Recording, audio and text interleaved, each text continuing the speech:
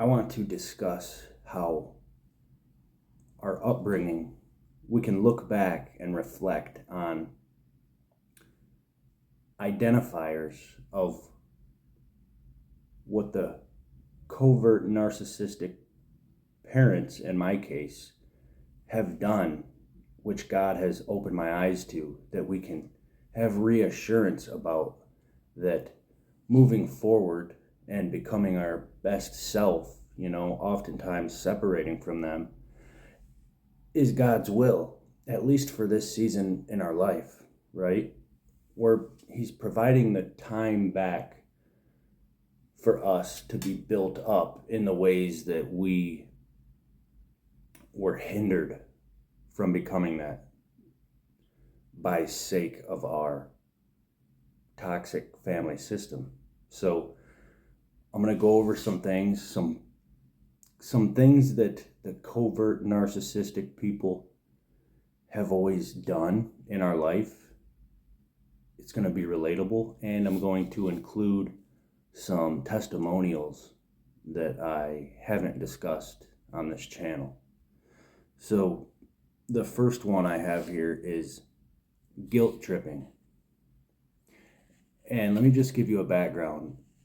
My family on the outside has always been admirable to the world. They seem like, seems like I have good parents, but these are just by worldly standards. Well-dressed, successful. Everyone assumed we were like an awesome family. But behind closed doors, these are some subtle things that would go on, certainly in my life, that I'm glad I'm aware of, that my relatives are still blind to. And because of that, they're still like used as flying monkeys in an attempt to get me emotional. But anyways, the first one, guilt tripping. Constantly reminding you of the sacrifices they made for you. I still hear it all the time to this day as I'm like departing, righteously. They want to guilt trip me like they've done all that they could.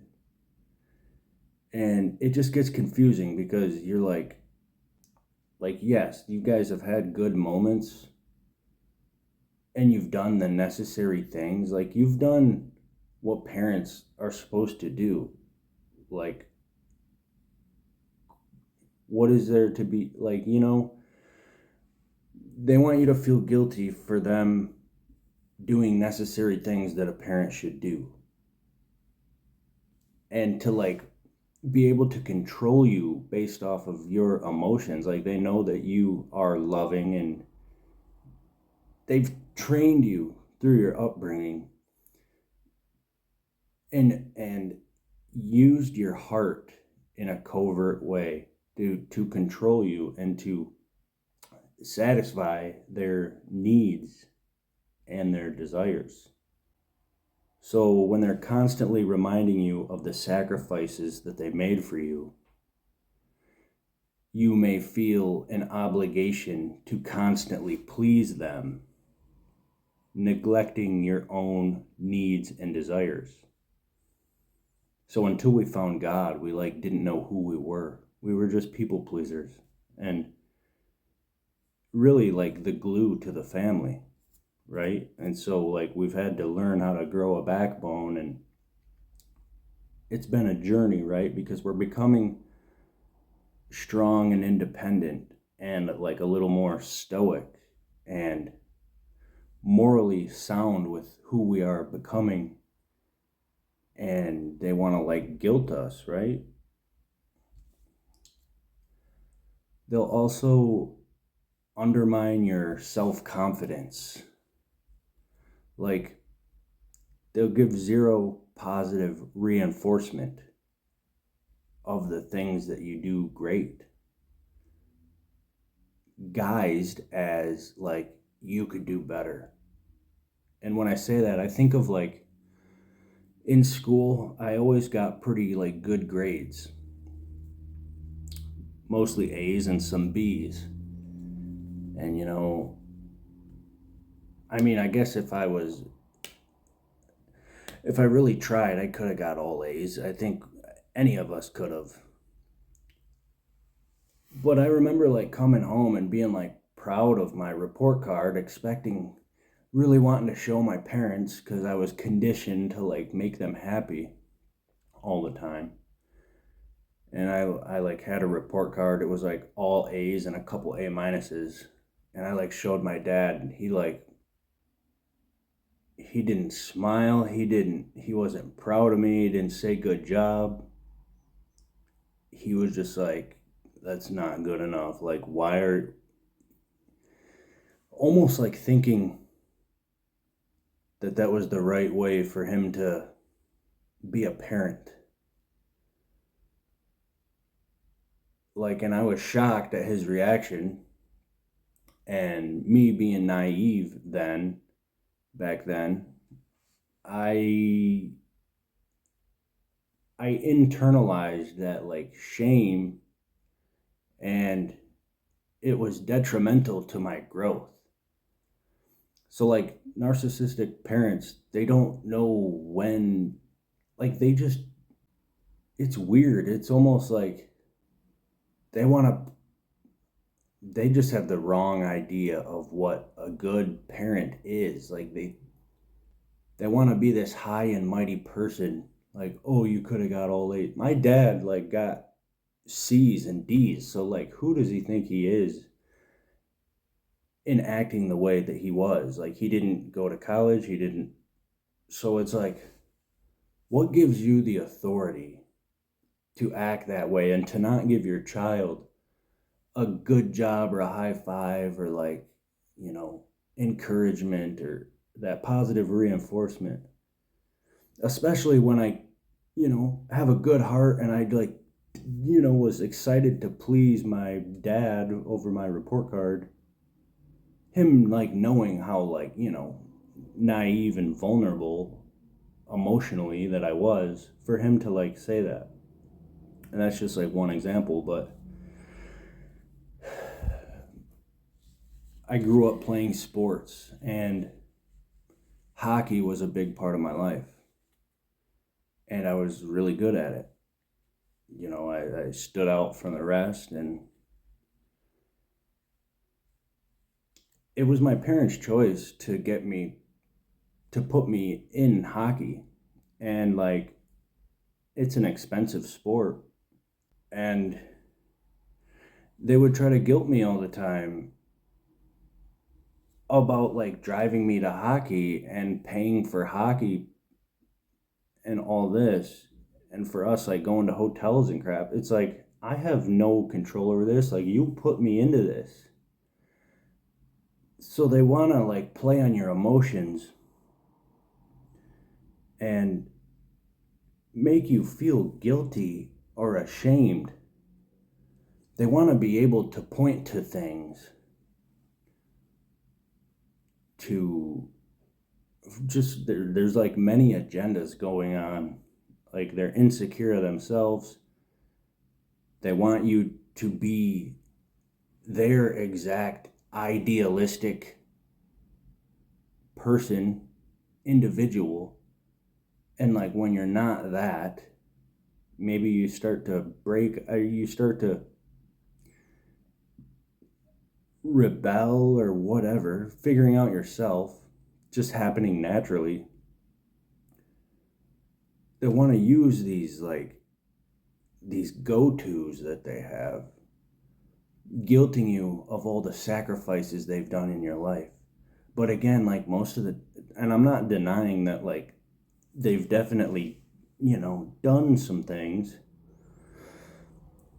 but there are things that are like necessary. Like, if you're going to choose to have a child, be prepared to be a parent, right?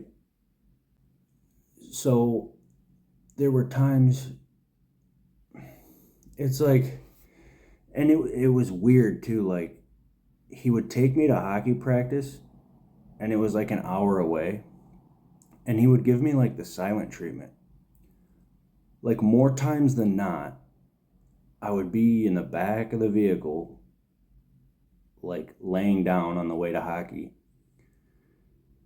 or sitting by his side, and we would drive the whole hour to hockey practice, not a single word in between us, there or on the way back to the house.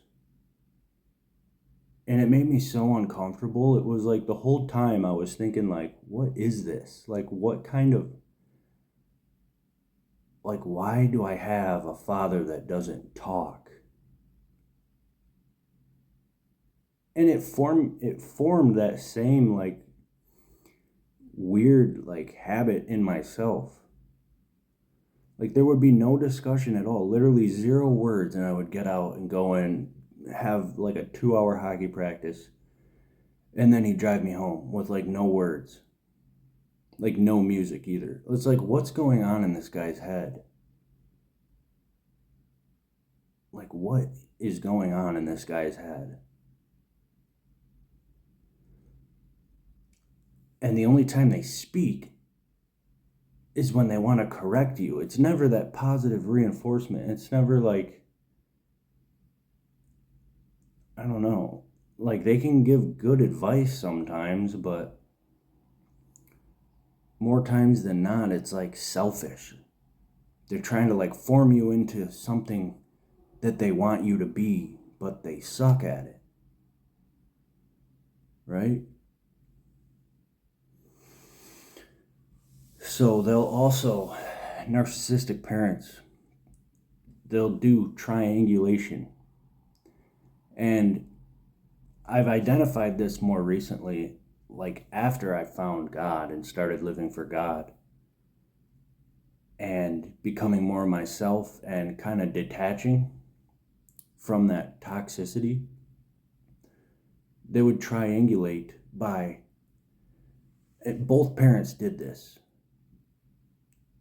They would get their parents involved, my grandparents. They would run to their parents and talk like bad about me and get their parents all like worked up, so that my grandparent would come to me unannounced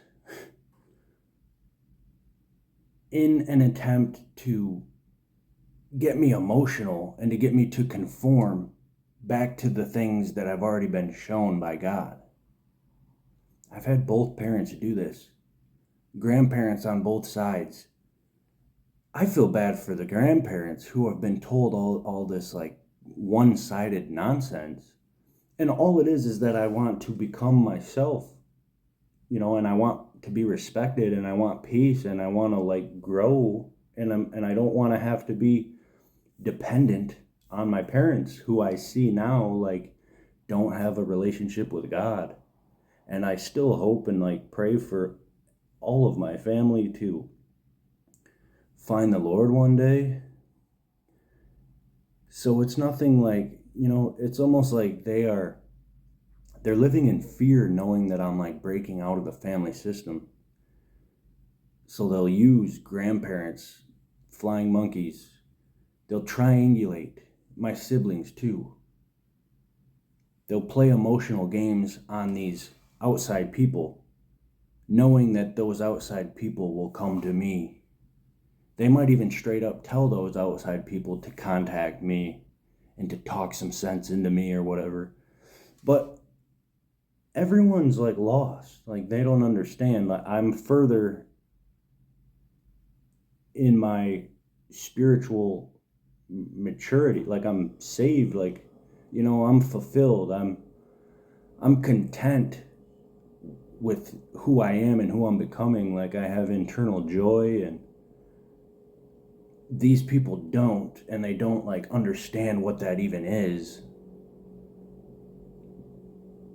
So triangulation is a big one. They'll also, I think I touched on this, but they'll exploit your emotions and your kindness to get their way. They know that you can't say no. I mean, that was us like recently. and in our past, they knew that we couldn't say no. And they would take advantage of that, using us for our labor to better their life. And they would have these go-to lines like, oh, it's the least you could do. Again, going back to things they've done, sacrifices they've made towards being your parent and crap like this. They've always known that you were a good, giving person, and they've abused it. And it leaves you drained and frustrated. Right? It's almost like they're competing, like they want to be able to use you to build them up to stay ahead of you. It's weird. I forgot I wanted to mention that there was a time playing baseball. I used to play baseball. And, I was good at that too. I played shortstop, and there was one time, I don't even know what I did wrong. I thought I played a good game, and so did everyone else. And after the game, my dad was pissed off, at me. I don't even remember what I did. I don't know what I could have even done, but he was foaming at the mouth. When he gets mad, he doesn't even make sense with his words. And his face was all red, and he pretty much walked me by with his hand on my neck to the car, was like, "You're embarrassing me." I don't know what it was. Maybe I made an error out on the field. And I was just a child. It was in Little League. And I was so confused and hurt by it. And my friend the next day who watched it happen was like, "Dude, what's wrong with your dad?" He's like, "You didn't do anything wrong." He's like, "I've never seen anyone act like that. That was not normal." He's like, "My dad would never do anything like that." I'm thankful that my friend was just really concerned. And we were both probably 12, 13 at the time. And it's sad because I haven't seen that friend of mine in probably a couple decades now. I don't even know if he's alive. I don't know what happened. I've tried finding him on Facebook for the past 20 years, and the only thing that pops up on Facebook is people saying happy birthday. He hasn't been active for forever. So it's sad. Some of those angels in your life come and go, and yeah, I've been thinking about him every now and then, wondering if he went into the army or if he's gone. But he was that other person that I stumbled across in my life that had a good heart, and we shared a lot of laughs, and we were both different than the rest. And haven't seen him in forever, but that's kind of beside the point of this video. So if you have narcissistic parents and they have indoctrinated you to behave a certain way, what we have to do is to self-differentiate, which means getting that toxic family system out of us. Which means we might still do things that we have to catch in ourselves that are either reactions to what has been done to us when it happens to us out in life, or they could even be things that they did. So going forward, we have to be observant without absorbing, because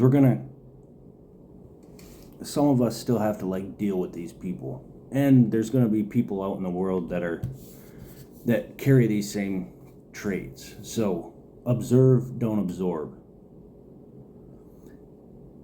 Catch how their ways might still be in you. For example, am I undermining my own self-confidence? And it's good to detect these things in us, because it's like that's what Satan wants, is for us to be insecure and to not become who we're destined to be, right? So shift your focus to building the self that you were never allowed to have. And in the meantime,